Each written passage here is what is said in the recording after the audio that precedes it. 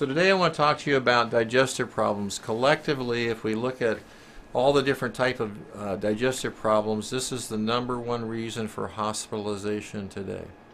Far exceeding cancer and heart disease. Digestion, let's talk about digestion a little bit. Digestion actually starts in our mouth with our saliva. We have to chew our food. The saliva produces an enzyme that starts breaking down our carbohydrates. What are carbohydrates? That's our fruits and vegetables and grains. The next step in our digestive system is we swallow the food. Hopefully we've chewed it a little bit and got some action going there, and it goes in the stomach. The stomach is, by design, is supposed to have a pH of 1 to 3. That's very, very acidic. So if we had hydrochloric acid of 1 to 3, would literally burn a hole through this floor. And that is the way it's supposed to be. It's supposed to be very acid because it has two functions. It's going to break down our protein and fat because we have to have that kind of acidity to properly break down those foods. And also, a very acidic stomach is our first line of defense against microorganisms, because an acidic stomach tends to kill the microorganisms. The next process with this is that the stomach, the contents of the stomach goes and is emptied into where it's mixed with pancreatic enzymes and bile from the gallbladder. The gallbladder is the reservoir of the liver, and then this chemical explosion starts taking place, and we start, the bile salts are designed to help emulsify or break down the fats further. Pancreatic enzymes are designed to break down, continue breaking down the carbohydrate.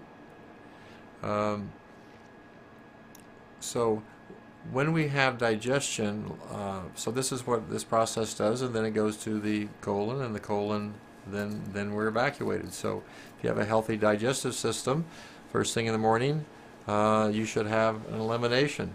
So if you're not doing that every day, you have constipation.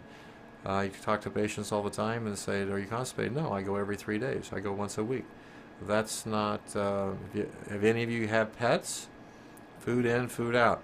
That's the way it's supposed to work. There's not too many of us that are doing that because we don't have healthy colons.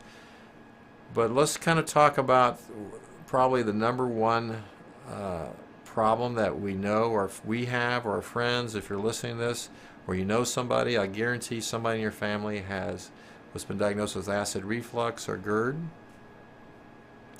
And I would say probably 1 in 4, 1 in 5 of my patients that are 65 or over are on some habitual prescription medication for this problem.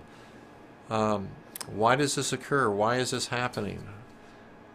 Well, the reason is because we're eating, again, we've been eating an imbalanced diet for years, generally excess protein, wrong kind of fats, very few fruits and vegetables. You know, it's a sad fact that more people will go to sleep tonight that did not eat a fruit and vegetable than did in this country, and that indeed is a sad fact, and that's one of the reasons that we're having the multitude of chronic degenerative illnesses earlier and earlier in our life.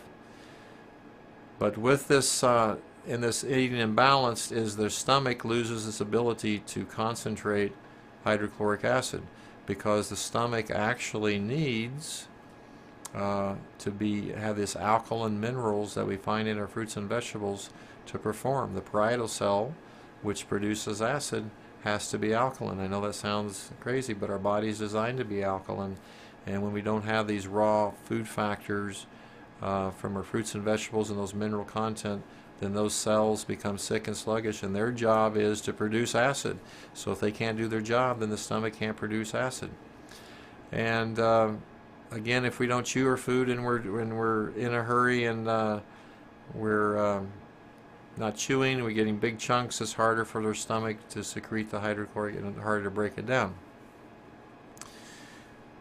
It's interesting, when we have the GERD, this usually occurs with acid reflux. This usually occurs in the evening because we're eating too late and too much, and then we go lay down too soon.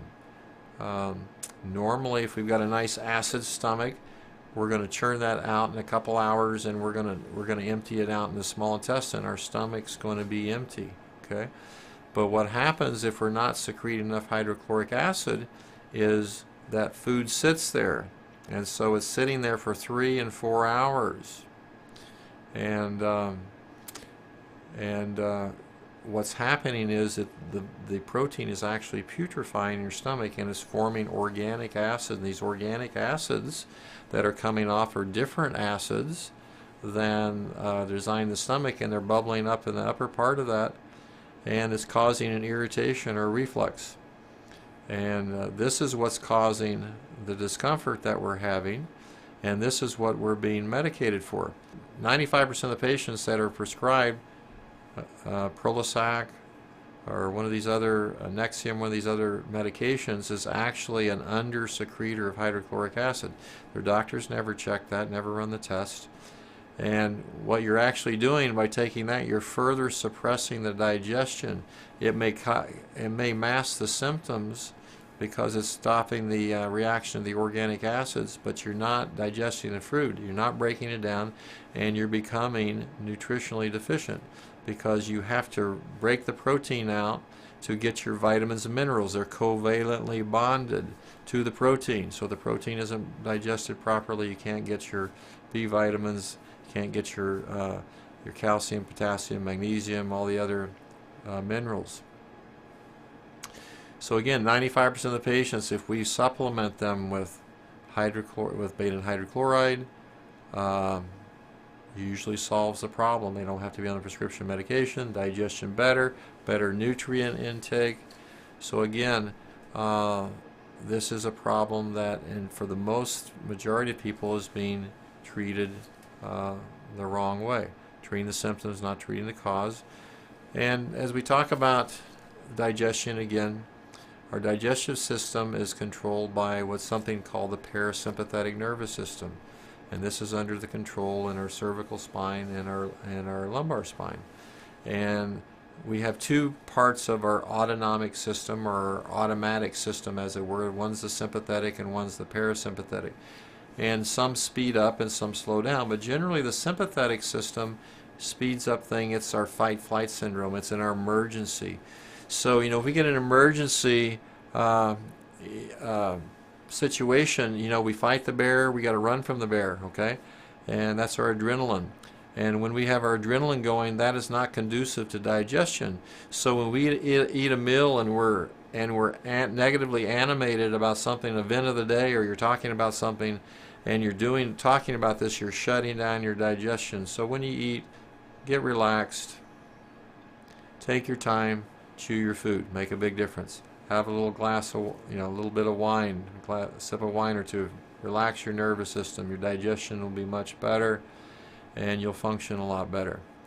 The second area we have a lot of problem with in our digestive system is in our colon, which is a very common problem, and because we have a flora, or a normal bacteria growth in our flora that helps our immune system.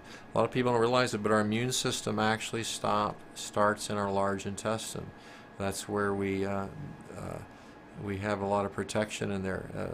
The acidity of the stomach is a microorganism, but our large intestine is very involved in our immune response. And through the wide use of antibiotics, wide-spectrum antibiotics, this kills off this flora, because it's not selective. It kills off good bacteria as well as bad bacteria. So this again causes immunosuppressive response.